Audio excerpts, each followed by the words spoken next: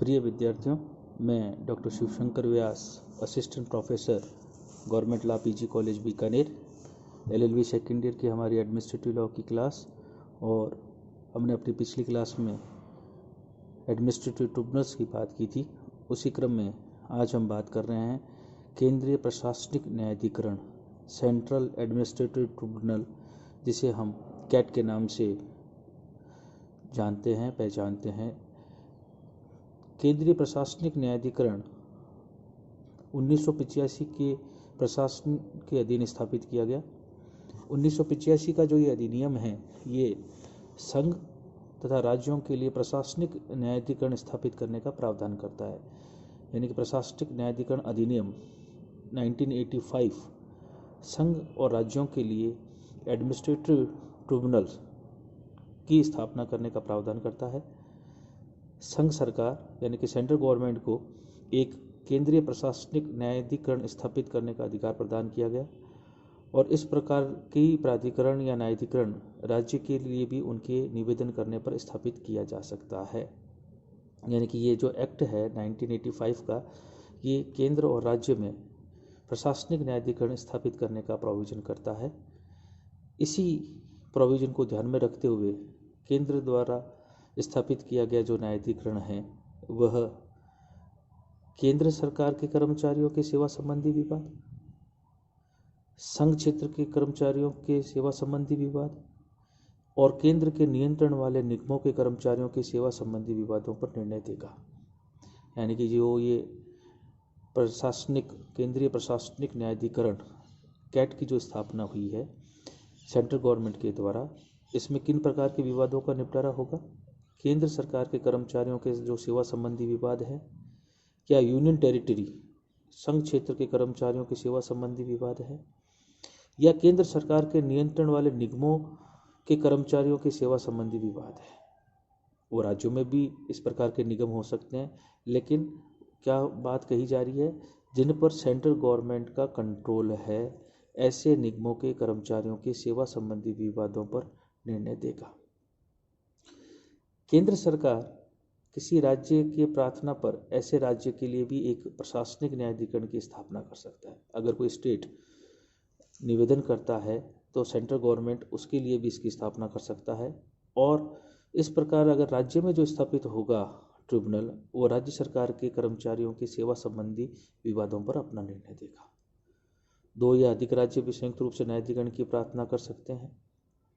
तो central level पर जो मामले होंगे वो सेंट्रल एडमिनिस्ट्रेटिव ट्रिब्यूनल में जाएंगे, और राज्य अगर आवेदन करता है तो वहाँ के कर्मचारियों की सेवा संबंधी जो विवाद होंगे वो कहाँ जाएंगे?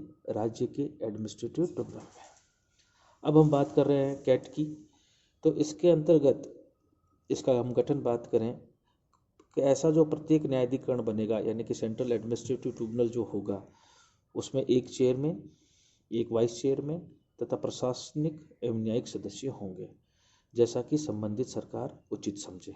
एक चेयरमैन हो गया, एक वाइस चेयरमैन हो गया, जुडिशियल और एडमिनिस्ट्रेटिव मेंबर्स, न्यायिक और प्रशासनिक सदस्य होंगे, और इन सब की नियुक्ति राष्ट्रपति के द्वारा 5 वर्षों के लिए की जाएगी। अब बात आती है कि कैट का जो चेयरमैन होगा, यानी कि सेंट्रल एडमिनिस्ट्रेटिव ट्रिब्यूनल का जो चेयरमैन होगा, उसके लिए क्या योग्यताएं होगी?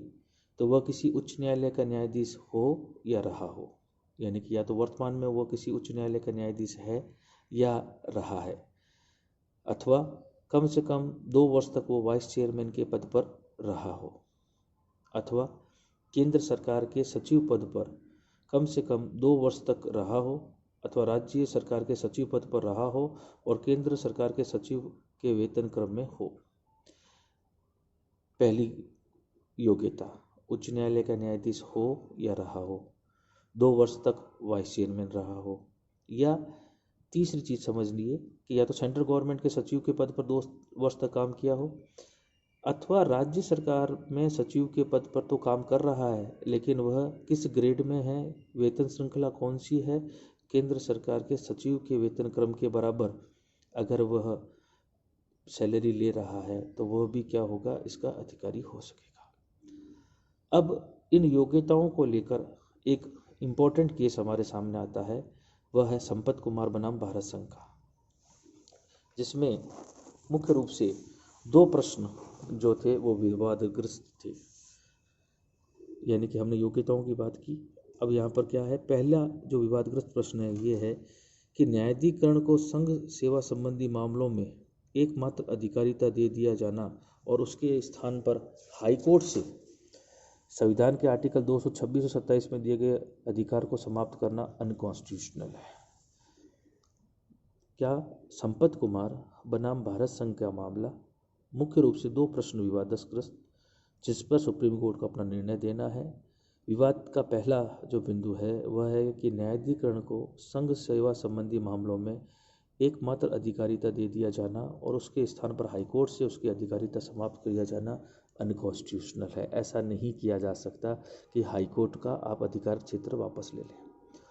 और सेकंड जो ऑब्जेक्शन है वह है कि न्यायाधिकरण के चेयरमैन के पद पर केंद्र या राज्य सरकार के सचिव के वेतन क्रम में रहे 2 वर्ष तक के व्यक्ति की अधिकारिता नियुक्त करना अनकॉन्स्टिट्यूशनल है, क्योंकि इस प्रकार का दायित्व न्यायिक योग्यता वाले व्यक्ति को अथवा अनुभव युक्त विधि विशेषज्ञों को ही दिया जाना चाहिए। मात्र प्रशासनिक क्षमता वाले को, योग्यताधारी व्यक्ति को ऐसा पद नहीं दिया जाना चाहिए। यानी कि जो क्वालिटी बात की गई योग्यता की कि जो राज्य सरकार या केंद्र सरकार में सचिव के पद पर रहा है वो व्यक्ति नियुक्त हो सकता है, उस पर क्वेश्चन मार्क हुआ और कहा कि ऐसे पद पर, चेयरमैन के पद पर न्यायिक योग्यता वाले व्यक्ति को, जो न्यायिक अनुभव रखता हो, उसी को अपॉइंट किया जाना चाहिए।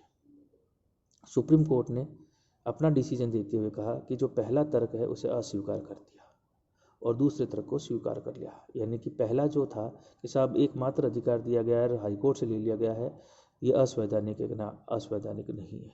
न्यायालय का कथन था कि संविधान का अनुच्छेद 323A को देखने पर ये नहीं कहा जा सकता कि इससे भारतीय संविधान द्वारा स्थापित न्यायिक पुनरावलोकन जुडिशियल रिव्यू का सिद्धांत प्रभावित होता है या उससे कोई संवैधानिक विषमता उत्पन्न होती है।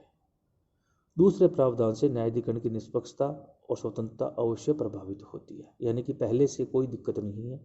हाँ, सेकंड जो प्रोविज़न है उससे न्यायाधिकरण की जो निष्पक्षता और स्वतंत्रता है प्रभावित होती है। इस प्रकार इस संपत कुमार बनाम भारत संघ के मामले में ये प्रावधान कि केंद्र के सचिव पद अथवा राज्य के सचिव के पद पर कार्य करने वाले अधिकारी को न्यायाधिकरण का चेयरमैन हो सकता है, ये संविधान के अल्ट्रा वायरस है और शून्य है। यानी कि अब ये प्रावधान जो कि हमने पढ़ा कि जो सचिव पद पर कार्यरत है वो चेयरमैन बन सकता है, इस मामले के पश्चात ये कहा गया कि ऐसा व्यक्ति चेयरमैन नहीं बन सकता। तत्पश्चात प्रशासनिक न्यायाधिकरण संशोधन अधिनियम 1987, हमने क्या बात की थी, जो मूल अधिनियम था वो 85 का था, इसमें संशोधन कर दिया गया जिसके अनुसार सचिव पद पर कार्यरत अधिकारी अधिकरण का चेयरमैन अब नहीं हो सकता। तो जो चेयरमैन की योग्यताएं थी कि वह पहले के कोई उच्च न्यायालय का न्यायाधीश हो या रहा हो, और दूसरा था कि वो वाइस चेयरमैन केंद्र सरकार के सचिव पद वाला व्यक्ति, ये 2 व्यक्ति चेयरमैन बन सकते थे। तो दूसरी जो योग्यता थी उसे समाप्त कर दिया गया और न्यायिक अनुभव को ही प्रेफरेंस दी गई यहाँ पर। इससे आगे हम अपनी कल की क्लास में चर्चा करेंगे। धन्यवाद।